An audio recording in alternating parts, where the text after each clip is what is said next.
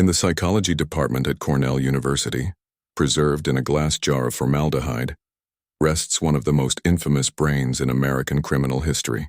Measuring an astonishing 1,673 cubic centimeters, it belonged to a man who spoke 8 languages, translated ancient Greek with ease, and developed elaborate theories on human linguistics. Yet behind that brilliance was a darkness that shocked 19th century America. The brain was Edward Howard Rulloff's, teacher, inventor, scholar, philologist, and murderer. For decades, authorities across New York State struggled to reconcile the paradox of a man whose genius was inseparable from his violence. Newspapers called him the genius killer, a scholar who turned blood into fuel for ambition, and who lived a double life where intelligence became a mask for evil. The year was 1842, and the rolling farmland of central New York was undergoing dramatic transformation. The Erie Canal had opened the region, linking small towns to larger markets and filling the countryside with opportunity. The Second Great Awakening had swept through the state, filling villages with fiery sermons and movements for reform. Education was becoming the new currency of progress, and small communities competed fiercely to attract educated men who could lend them prestige. Into this world arrived a tall, dark-haired stranger named Edward Rulloff, just 23 years old, settling in the quiet village of Dryden, just east of Ithaca. The locals had never met anyone quite like him. Rulloff cut a commanding figure, his clothes neat and scholarly, his dark eyes piercing, his manner refined. He spoke with the confidence of a man who had studied far beyond the borders of their farming world. He quoted Latin and Greek with casual precision, discoursed on philosophy, medicine, and botany, and seemed equally comfortable speaking about the natural sciences or the latest discoveries in Europe. When he gave lectures on phrenology, the then fashionable pseudoscience of reading character from skulls, the villagers gathered eagerly, dazzled by his apparent mastery of yet another field. But behind this cultivated image was a secret past. Edward had been born John Edward Howard Rulloffson in New Brunswick, Canada, around 1819. His father, a Danish immigrant who had become a justice of the peace, died when Edward was a child. Though the boy showed remarkable intelligence and devoured books with a hunger that impressed his teachers, his brilliance was already mixed with deceit. As a teenager, he was caught setting suspicious fires in the dry goods store where he worked, acts intended to cover up theft. When he was later found wearing stolen clothing, he was convicted of embezzlement and sentenced to prison.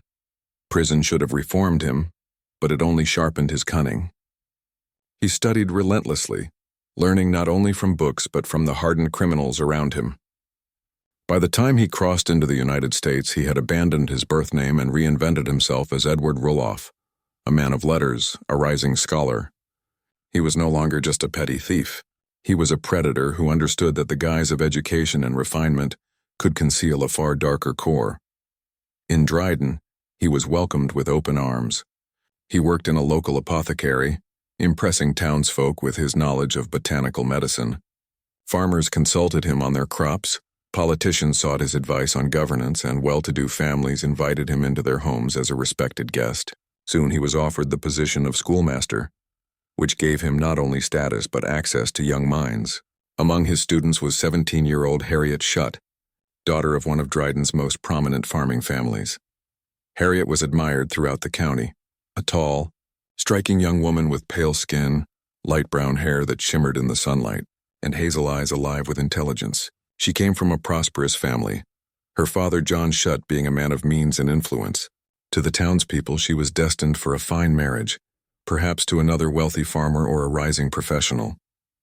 But Harriet was drawn to Rulloff's sophistication.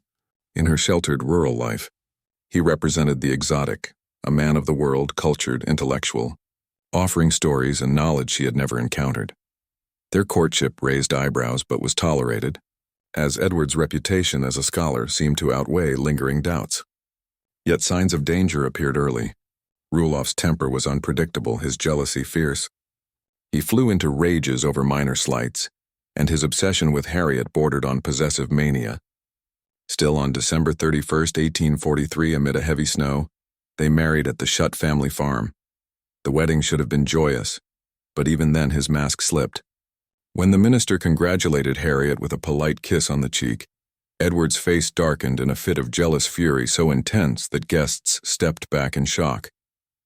His rage subsided quickly, and the moment was brushed aside as nerves. But Harriet herself glimpsed something chilling in his eyes, a flash of violence lurking beneath the surface. They soon moved to Lansing, near Cayuga Lake, under the guise of starting fresh. In truth, Edward wanted Harriet isolated from her protective family. There he set up as a botanical physician, treating locals with herbal remedies. He gained further respect as a healer, all while filling his home with books and devoting hours to his lifelong obsession, formulating grand theories about the origins of language. Harriet dutifully played the role of wife, though the cracks in their marriage widened. In April 1845, Harriet gave birth to a daughter, Priscilla. For a brief time, Edward seemed transformed, doting on the infant and speaking of a bright future. He dreamed of moving to Ohio, where he claimed he could secure a college professorship that would finally earn him the recognition he craved. Harriet, though unsettled by his intensity, believed in his visions, but trouble was brewing. Edward worked closely with Dr. Henry Bull, a real physician and Harriet's cousin, who had taken Edward under his wing in medicine. Their innocent family closeness drove Edward into rages of jealousy. He became convinced without cause that Harriet was having an affair with Bull. The paranoia consumed him, and by summer his suspicion poisoned every aspect of their home life. He followed Harriet, interrogated her, and erupted at the slightest imagined slight. The tension escalated when Harriet's sister-in-law and her newborn child fell gravely ill. Edward prepared an herbal remedy, administering it himself. Within days, both mother and infant were dead. Such tragedies were common in an age without modern medicine. But Edward's strange comments afterward, cold remarks about who might go next, unnerved Harriet's family. Whispers spread that perhaps the respected healer was not so trustworthy. The Shutt family began to pull away, and Harriet found herself caught between her husband's escalating paranoia and her family's growing suspicions. Edward pressed her harder to leave for Ohio, to abandon her family, but Harriet resisted. She would not leave in their time of grief. Their arguments became frequent, loud, and violent. On June 22, 1845, a summer storm rolled over Cayuga Lake, thunder rattling the windows of their small home. Harriet was in the kitchen, grinding peppercorns with an iron pestle, when Edward's anger reached its breaking point. Accusing her yet again of betrayal, his jealousy spiraled into blind fury. He snatched the pestle from her hands and brought it crashing down on her skull. She collapsed instantly, blood pooling on the floor, her life extinguished in an instant. But the nightmare wasn't over. Their infant daughter, startled by the noise, began to cry. To Edward, the child's wailing was a threat, another witness who might one day condemn him.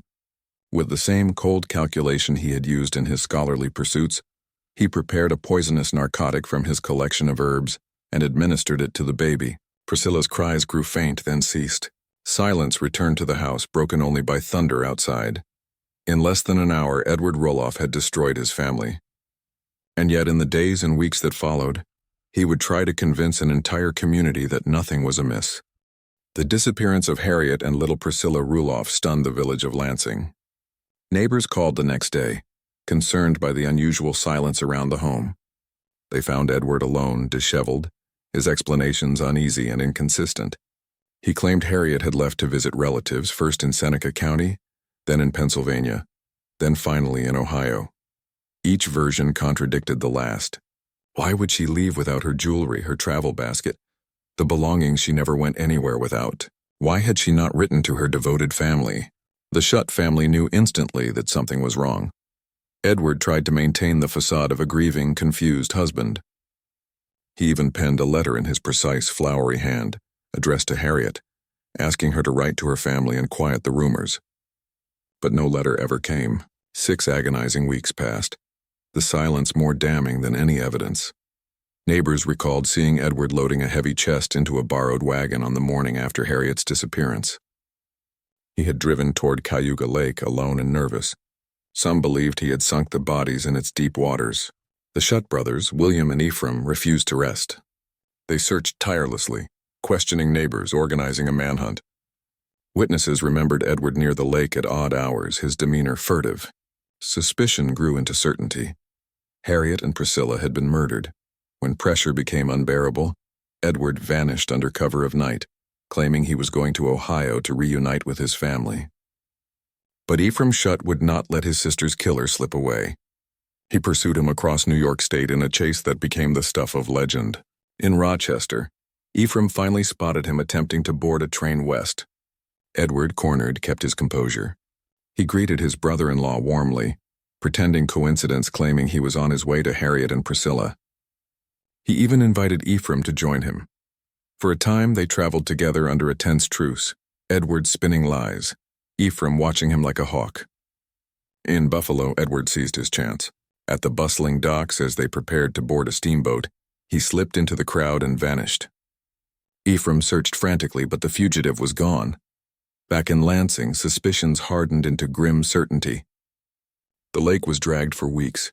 Men hauled hooks, nets, even crude diving gear combing Cayuga's murky depths. But the lake was vast and deep, over 400 feet in places. The bodies of Harriet and Priscilla were never found. Meanwhile, Edward reemerged in Pennsylvania under a new name, James Nelson. His charm and intellect opened doors yet again. He befriended local businessmen, partnered with an inventor, and even secured an offer to teach at Jefferson College. He seemed poised to achieve the academic respectability he craved. But law enforcement was closing in. By 1845, a year after Harriet's disappearance, he was arrested. The trial was a challenge. Without bodies, the prosecution relied on circumstantial evidence, his shifting stories, suspicious behavior, and community testimony. Edward, representing himself, dazzled observers with his legal acumen. He quoted precedents, dismantled weak arguments, and cross-examined witnesses with surgical precision. He argued that no crime could be proven without a body, a principle known as corpus delicti. The jury, though impressed, could not ignore the weight of evidence. Unable to convict him of murder, they found him guilty of kidnapping. In 1846, he was sentenced to 10 years of hard labor at Auburn Prison. For Edward, it was no punishment. Prison became his university. Behind bars, he immersed himself in study. He devoured works on philology, the science of language, and began writing what he believed would be a groundbreaking treatise, Method in the Formation of Language. Guards, administrators, even visiting reformers marveled at his intellect. He taught fellow prisoners Latin and Greek, tutored in mathematics, and impressed visitors who came simply to witness the phenomenon of the criminal genius. One of those visitors was Albert Jarvis, the teenage son of the undersheriff in Ithaca. Young, impressionable, fascinated by learning, Jarvis became Edward's devoted student. He spent hours in Edward's cell studying Greek and soaking in his teacher's brilliance. The bond between them would later shape Edward's fate. In 1856, Edward completed his sentence and walked free, only to be rearrested immediately on charges of Harriet's murder. He argued double jeopardy, that he could not be tried again for the same act. The prosecution countered by charging him not with Harriet's death, but with baby Priscilla's murder. This time the jury convicted him and sentenced him to death, but Edward's legal skills and sheer determination bought him more time. He appealed, citing the absence of a body as fatal to the prosecution's case. While awaiting appeal in the Tompkins County Jail, he vanished, escaped in the night. Many suspected inside help. Most believed Albert Jarvis, now working under his father, had aided the escape, still bewitched by his mentor's intellect. Free once more, Edward resumed his double life. He traveled across the Northeast, adopting aliases, teaching, lecturing, writing, even dabbling in photography and invention. He supported himself through thefts and frauds, always careful, always cloaked in the respectability of a scholar. Wanted posters warned he was dangerous and armed, but few could imagine the soft-spoken intellectual as a violent predator. Eventually, his luck ran out. In 1861, he was caught again and sent to Sing Sing prison for burglary, but even there he thrived. He befriended William Dexter, a seasoned burglar, who quickly recognized the value of Edward's intelligence. Along with Albert Jarvis, they formed a criminal partnership that would terrorize the Northeast for nearly a decade. Their specialty was high-end burglaries. They targeted dry goods stores, stealing expensive fabrics and silks easily transported and sold. Edward was the mastermind, orchestrating each job with military precision. His scholarly reputation provided the perfect disguise. Based in Brooklyn, they ranged across New York, New England, and Pennsylvania, building a reputation as clever and elusive criminals. Meanwhile, Edward never abandoned his academic ambitions. He labored obsessively over his linguistic manuscript, convinced it would immortalize him. When the American Philological Association announced its first convention in 1869 at Poughkeepsie, he saw his chance. Under the alias Professor Eugene LaRue, he submitted his work. He even announced he would auction it for $500,000, a staggering sum in the 19th century. But the scholars dismissed him. His theories were incoherent, his arrogance insufferable. The rejection cut him deeply, feeding his paranoia that the world conspired to deny him the recognition he deserved. If the academic world would not embrace him, he would take what he needed by force. His crimes grew bolder, his violence more unpredictable. He became a man at war with society itself, brilliant, embittered, and increasingly reckless. And soon, his obsession with proving his genius would collide with his life of crime in a way that left blood on the streets of New York. By the summer of 1870, Edward Rulloff was running out of time. His academic dreams had collapsed after the brutal rejection by the Philological Association. His manuscript, years of obsessive labor, had been dismissed, ridiculed, and ignored. The world would not grant him the recognition he believed he deserved. His criminal ventures, though lucrative, barely sustained him, William Dexter and the still loyal Albert Jarvis. He grew restless, reckless, driven by the conviction that if scholars would not remember his brilliance, the world would at least remember his crimes. Jarvis brought word of an opportunity. The Halbert Brothers dry goods store in Binghamton had received a large shipment of fine silks from New York City. The building near the Chenango River had 2 young clerks living upstairs as night watchmen. To Edward, it seemed the perfect target: valuable merchandise, minimal security, and an easy escape route by water. He planned it with his usual precision. They would enter silently, use chloroform to subdue the clerks, take the silks, and vanish before dawn. On the humid night of August 17, 1870, the 3 men moved like shadows through Binghamton's back alleys. They slipped into the building's basement, masked and shoeless to quiet their steps. The chloroform burned in a dish, releasing its sweet fumes. Slowly, they crept up the stairs toward the clerks' quarters. But fate turned on the smallest mistake. Jarvis stumbled in the dark, knocking over a piece of furniture. The crash shattered the silence. Upstairs, Frederick Merrick and Gilbert Burroughs, the 2 young clerks, awoke instantly.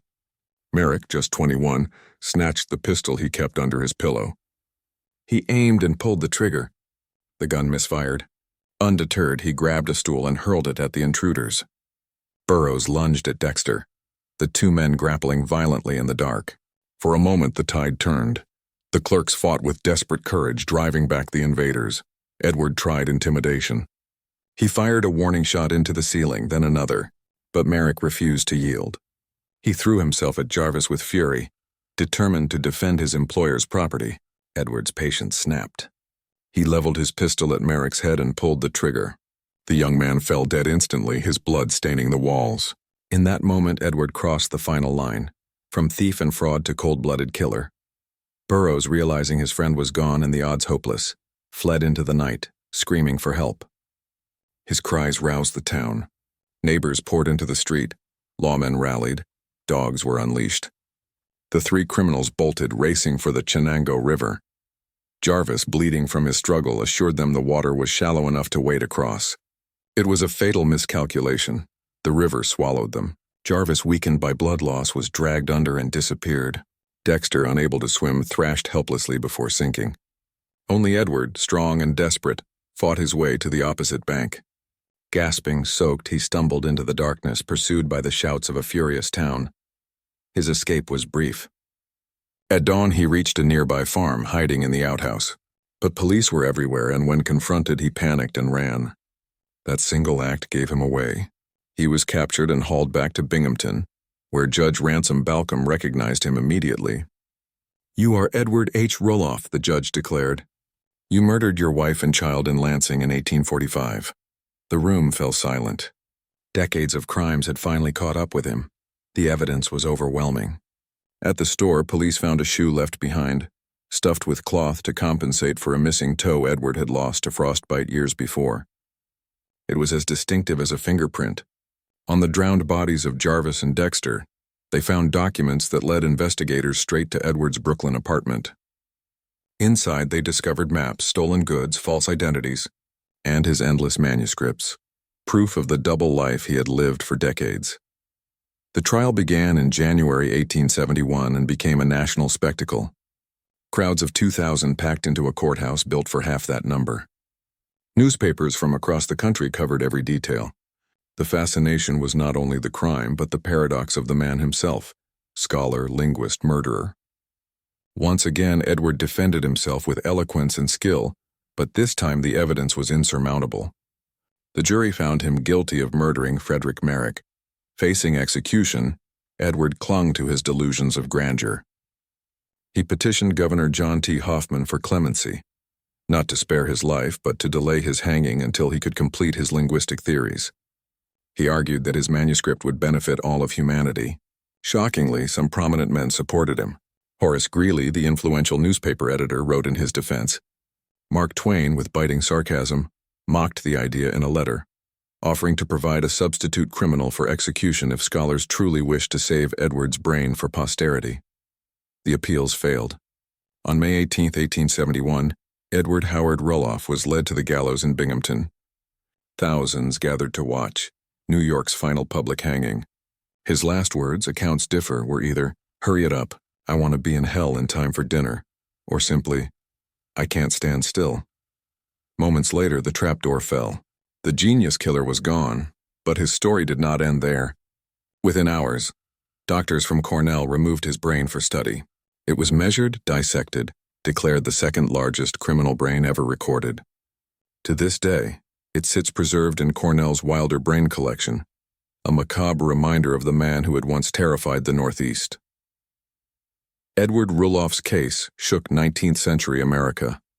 It challenged the belief that criminals were driven by stupidity or ignorance. Here was a man of extraordinary intellect, yet utterly without conscience. He could charm, manipulate, and inspire loyalty even while plotting murder. He displayed all the traits of what modern psychology now calls psychopathy: grandiosity, lack of empathy, absence of remorse, and an uncanny ability to deceive. He was, in many ways, America's first celebrity serial killer. His name filled newspapers not just because of his crimes, but because of the mystery he represented. How could brilliance coexist with such brutality? Could intelligence ever excuse evil, or did it make it worse? These questions haunted the public then, as they do now. Today, criminologists and psychologists still study his case. His preserved brain has been examined countless times, though no physical anomaly has ever explained his violence. His story is taught as a lesson that genius without conscience is not a gift but a weapon, capable of wreaking destruction on a terrifying scale. And so, Edward Rulloff's legacy is not his theories on language, not his manuscripts, not his dreams of academic immortality. His legacy is the chilling truth he embodied: that evil can wear the mask of refinement, that intelligence does not equal morality, and that behind the brightest eyes may lurk the darkest heart.